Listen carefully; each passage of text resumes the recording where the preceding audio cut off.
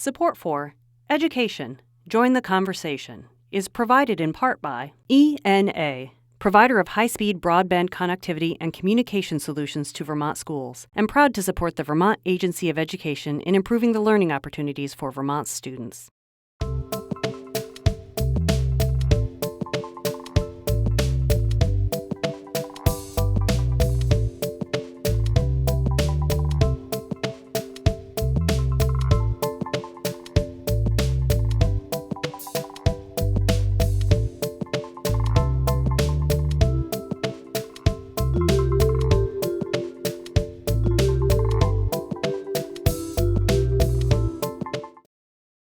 Welcome to the Dothan Brook Elementary School. We're here today to look at how the faculty in this school use technology to help them inform their work around improving behavior and culture in this school. One of the things that I know from my own experience as a school principal is we would often get discipline reports and we wouldn't know what to do with it. And really the challenge for schools is how you take the information you have and make sense of it and use it to be better and more effective as a school.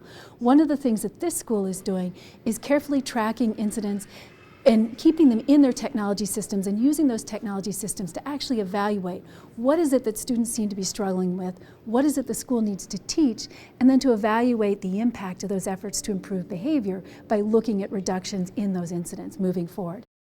See, how many referrals do you think? 200, maybe? 200. So this time, so 170. And the day of the week to target that happens on most is Wednesdays. Wednesday.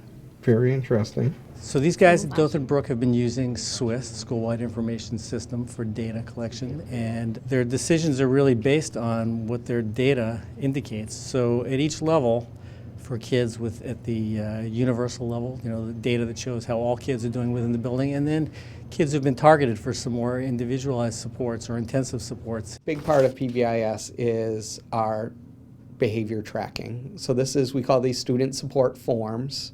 And if something unexpected happens, we fill out one of these forms for the incident that happened. We look at, why are they shoving? Is it always happening in line? Is it always happening at recess? Are they always getting on their chairs at math? Are they always getting out of their chairs at 10 o'clock? When we use a PBIS framework, then it informs our practice. There's clear evidence base and a research basis that supports that it's effective.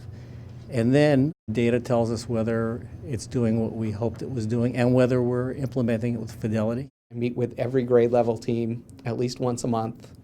We pull up the data on the screen, talk about individual kids, and it's not like, oh, well, he's an awful kid. It's, okay, this is happening. What are we going to do about it? Am I out of control? No. I think I look a little sad. Yellow's getting a tiny bit getting out of control. It's a little bit out of control, you're right. Yellow, is that what you think? Yeah, because that thing's going crazy. That thing's going crazy, you think? We look at our SWIS data. That's the school-wide information system we use for the student support forms, and we track where the unexpected behaviors are happening and what types of unexpected behaviors they are. And that's how we choose our next month's focus behavior. One of our months was we were having some issues in the lunchroom.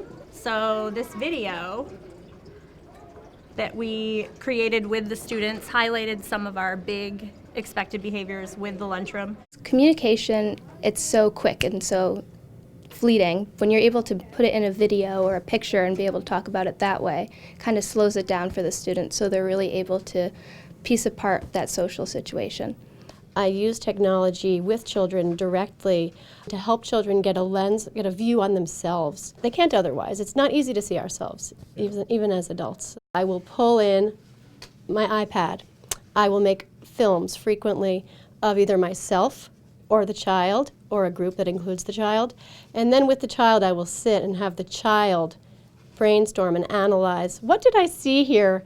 What happened? I use my iPad. We make social stories based on different situations and what are going on. And for a lot of children, transitioning is a really difficult time, especially coming out from recess. That can be really hard for certain kids.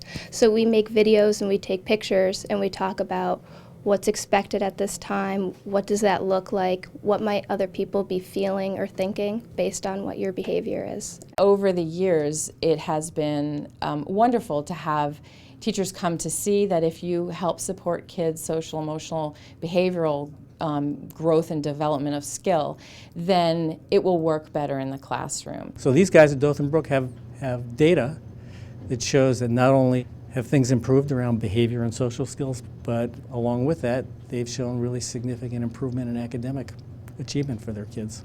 We looked at this data for a 5th grader a few years back, and the teacher goes, well, this is halfway between lunch and snack.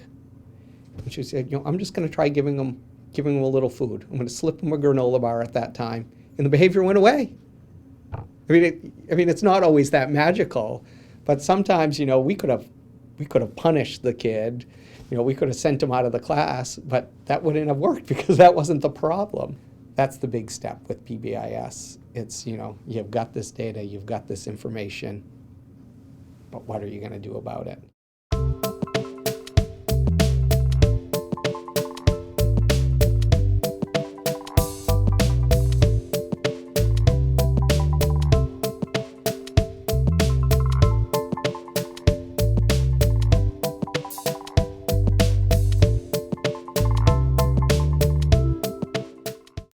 Support for Education, Join the Conversation is provided in part by ENA, provider of high-speed broadband connectivity and communication solutions to Vermont schools, and proud to support the Vermont Agency of Education in improving the learning opportunities for Vermont students.